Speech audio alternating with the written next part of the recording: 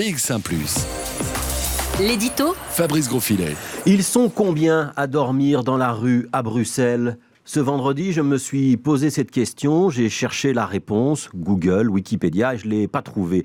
Elle n'existe pas, cette réponse. Ils sont combien à dormir dans la rue à Bruxelles ? Il y a ceux qui dorment dans la rue toute l'année, par choix ou parce qu'ils n'ont pas le choix. Il y a ceux qui y dorment occasionnellement, une nuit par-ci, une nuit par-là, une nuit en squat, une nuit chez un ami, une nuit en foyer d'accueil et une nuit sur le trottoir. Il y a ceux qui dorment seuls, s'isolent, se font le plus discret possible, ceux qui sont accompagnés par leurs chiens, ceux qui dorment en groupe, se regrouper pour se tenir chaud, remède aussi contre la solitude, question de sécurité, parce que dormir dans la rue, c'est être exposé à la violence, vol, raquettes, viol, passage à tabac.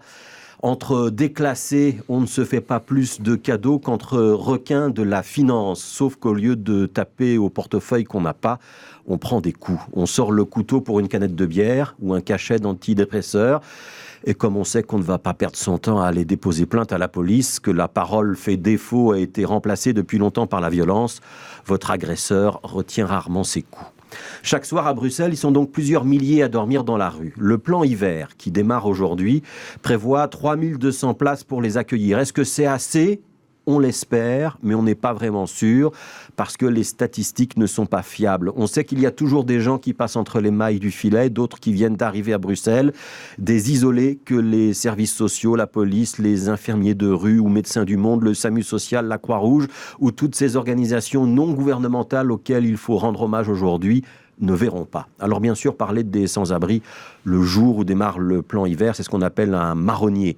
Je ne dis rien ce midi d'original, sauf qu'un marronnier, ça perd ses feuilles, alors que les sans-abri perdent leur vie. Alors ils sont combien à mourir de froid dans la rue chaque année ? Plusieurs dizaines, c'est la réponse pour l'ensemble de la Belgique. 50 certaines années, 70, 80 d'autres années. Et pas que l'hiver d'ailleurs, parce qu'on meurt aussi en été dans la rue. Alors ils seront combien à mourir dans la rue en 2019 ? Ou elles seront combien ? Parce que les femmes aussi sont concernées, de plus en plus concernées. Vous êtes peut-être passé une nuit rue Neuve devant un grand magasin très connu. Vous aurez vu des dizaines de familles regroupées, femmes, enfants. Combien sont-ils ? Combien sont-elles ? Un tiers de femmes, disent les uns. 39%, a dit une étudiante de la VUB, l'université libre néerlandophone de Bruxelles, qui a mené une étude sur la question. 41% de femmes, disent maintenant des associations françaises qui ont étudié la situation à Paris.